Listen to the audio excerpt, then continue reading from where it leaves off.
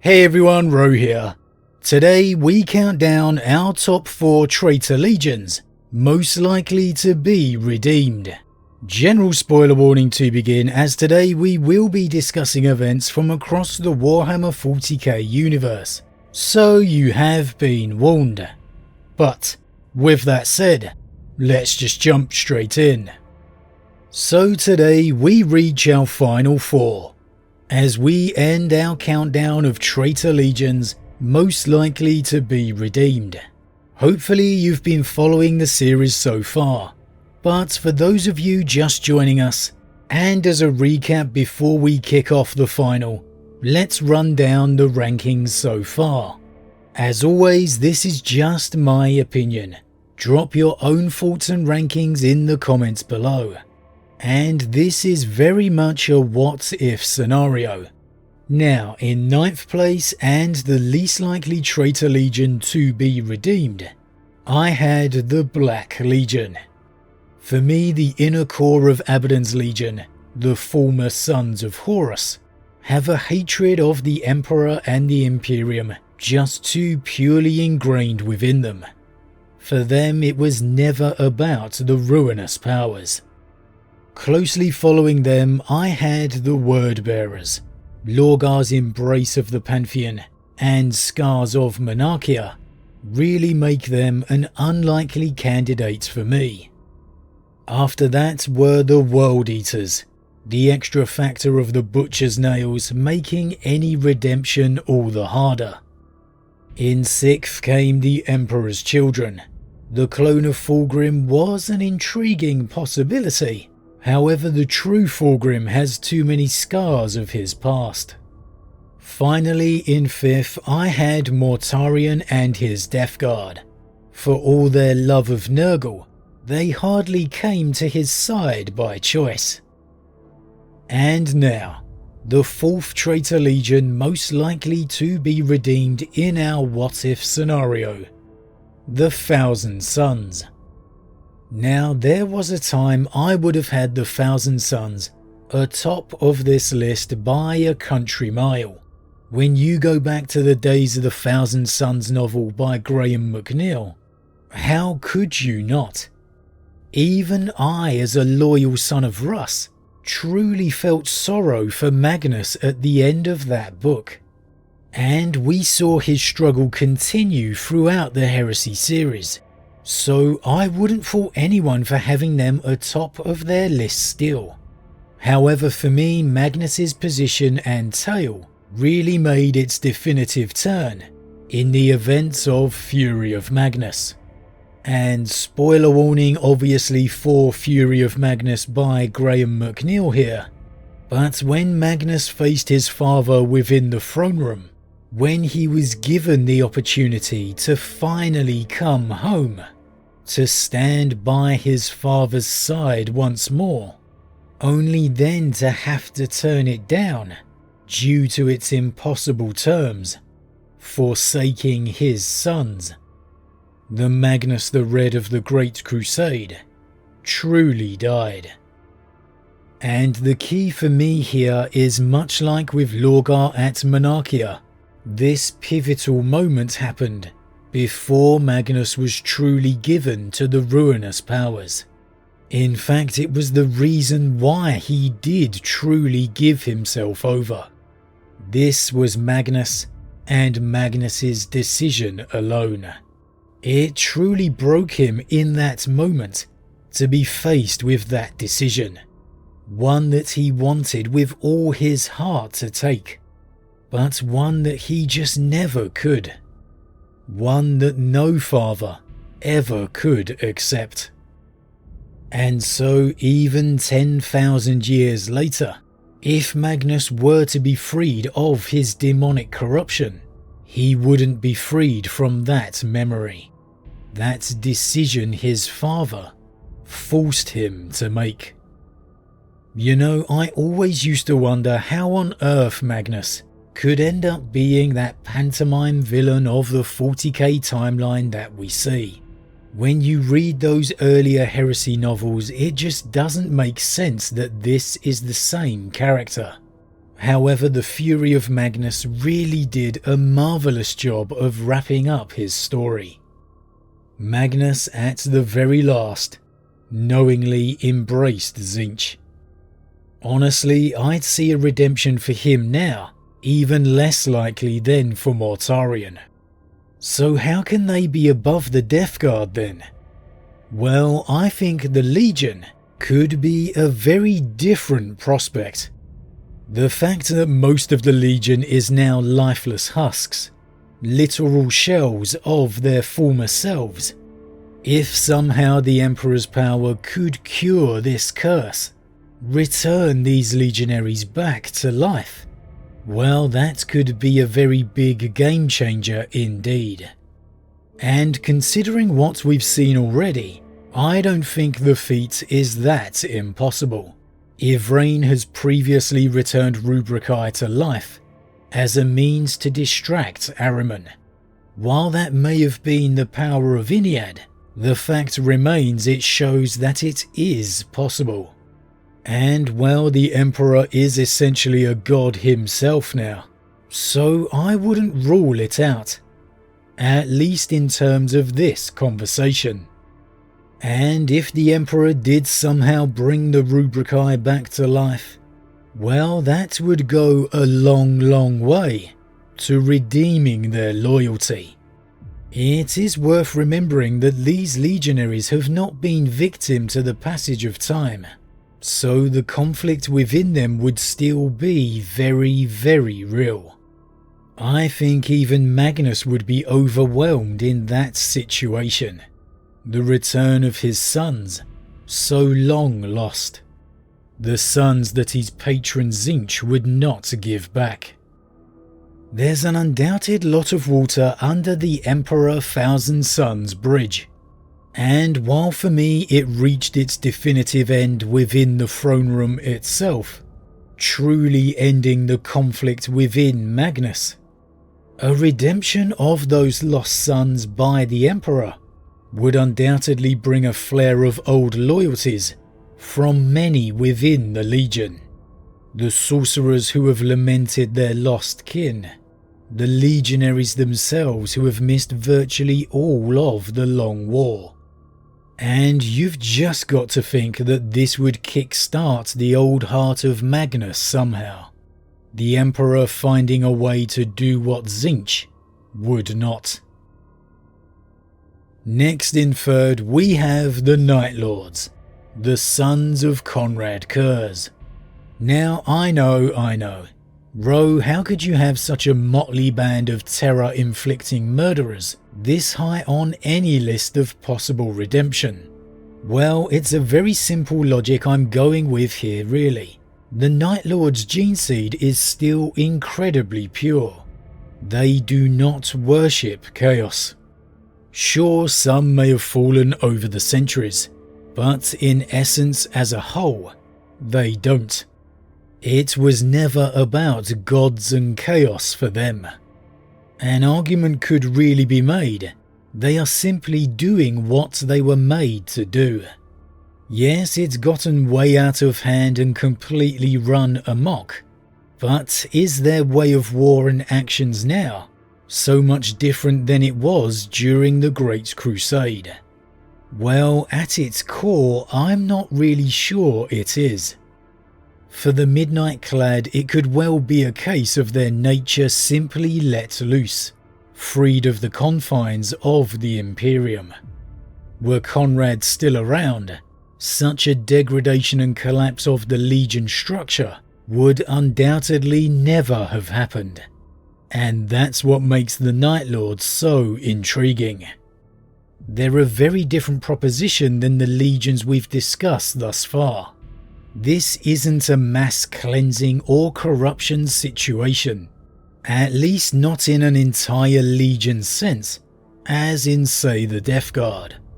It is a legion let loose, their very nature devouring them. Could they be redeemed in this state? No. But if the Emperor could somehow bring back Conrad as he was meant to be, I've got to say I could easily see the Midnight Clad becoming unified once more. They still revere their Primarch as much as the Blood Angels do Sanguinius. We have seen the one thing that still binds all of their many warbands was a mere video of Konrad Curze. The Emperor once made reference to doing something about Ferris's death, implying bringing him back. Whether truly him, a clone, or simply recreating him by reviving the Primarch project, we don't know. But if the tease was made for the Gorgon, the same most definitely applies for Curze. And the key for that is their final conversation before Curze's death. Whether you believe it to be real or not doesn't actually matter, because even if it's not, this is Curze's viewpoint, that in truth he knows the opinion his father would have. In that conversation, the Emperor states quite clearly, "You acted as you were made to." Curze's actions throughout the Crusade, the Night Lord's actions, as brutal and harsh as they were as the Emperor intended. Yes, it went too far as Curze's insanity developed.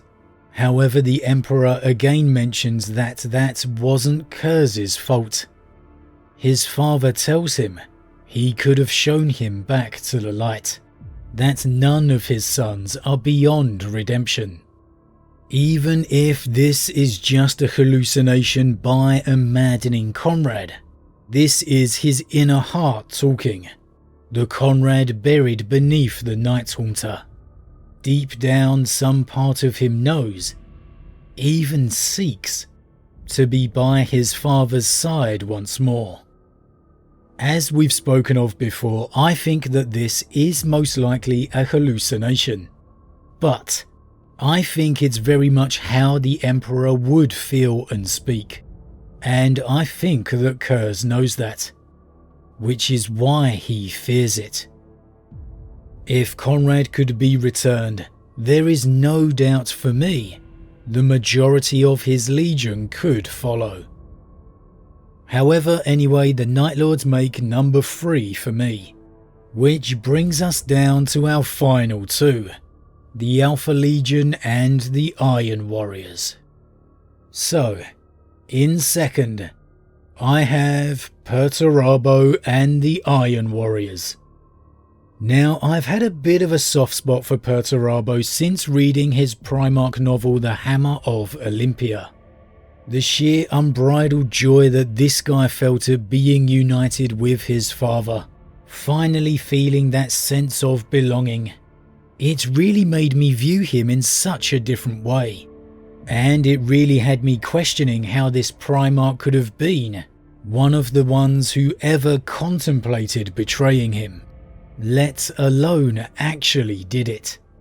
So I admit that this positioning in second may be influenced by nothing more than emotion.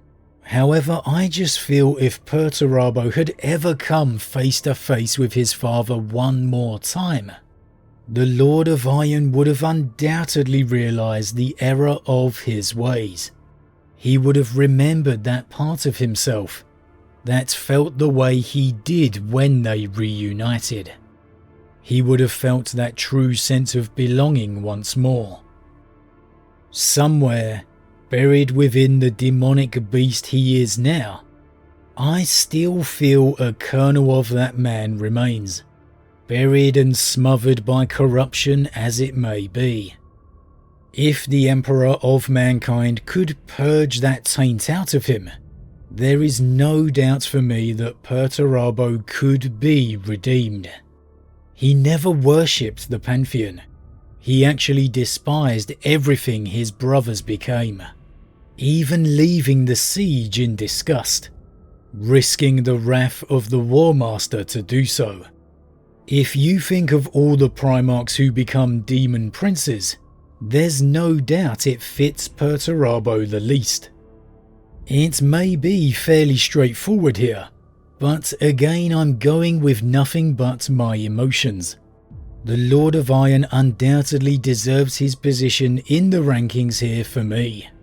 Yes, his legion has become corrupted as him, but like I've said throughout, where the Primarch leads, his legion will follow. A redeemed Perturabo in all his former glory, even for a statesman and stoic legion such as the Iron Warriors, would go a long way. While all of them may not follow him, many of them, most of them absolutely would. And so that leads us with the number one, the legion who would be most likely to be redeemed, the Alpha Legion. Now yes, for some there's nothing to redeem. They are fighting for the Emperor's ultimate victory. They never turned traitor to begin with. And while I am not one who prescribes to that notion, I do accept that that was their logic in turning. That in their own way, they were fighting for humanity's survival. It's kind of nigh on indisputable that they could be redeemed if confronted by the Emperor. I've said it before and I'll say it again, there must be a reason the Emperor instructed Celestine herself to allow an Alpha Legion warband to take his beacon, a portion of his power, within the Imperium Nihilus. And if you're not too sure what I'm referring to there, go and read the novel Shroud of Night by Andy Clark. It's definitely worth a read. Can you really see something like that transpiring if it were the Word Bearers, the World Eaters? It just would not happen. Rather than just accepting death for his beacon, the Emperor instead chose this course of action. While the corruption of many of the Alpha Legion's legionaries is undisputed, to me this teases something within the Legion somewhere, that there must still be something within them. And while Alfarius is absolutely dead, there's a certain twin of his who just may not be. And he appeared to perhaps have more loyalty to the Imperium, to his father, than perhaps anyone ever expected. Could he be out there still? While it may be unlikely, we can't rule it out. Could he in some way maybe, just maybe, be working in the Imperium's interest? With what we know, again, I don't think we can rule that out either. At least not until we get confirmation of his expected encounter against Rabute within the Scouring. If Omegon doesn't die against Rabute, and is indeed still out there amongst the galaxy still, if he wanted to reunite his legion, you'd have to say he would be able to do it. And if he openly led those sons against the ruinous powers, well, therein is their figurative redemption. The fact that we can discuss all of this without having yet to broach the notion of the Emperor cleansing his corruption undoubtedly means the Alpha Legion have to be at the very top of the ranking. Many of their legionaries still to this day do not follow or worship the ruinous powers. Many still feel their actions are in the Imperium's best interest. And for all we know, they could well be, as unlikely as it is. Even if both their Primarchs are indeed slain, if the Emperor had to turn to one Traitor Legion for some reason or another, whatever the most dire circumstances may be, I think it's an absolute certainty that it would be the Alpha Legion. To me, the Alpha Legion alone truly represents his greatest hope of redeeming a legion, because for many of those legionaries, they never betrayed him in the first place. But as always guys, what do you think? Do you agree with my final four? Are the Alpha Legion the most likely Traitor Legion to ever be redeemed? And do you think it would have to involve their Primarch? Have your rankings ended up the same as mine? How have yours differed? As always, leave your thoughts in the comments below, I love to read them. Huge thank you to all my subscribers, your support truly means a lot to me, it really does. And if you're new, please consider subscribing to help the channel grow. But with that said, I am off, and I'll see you all again real soon.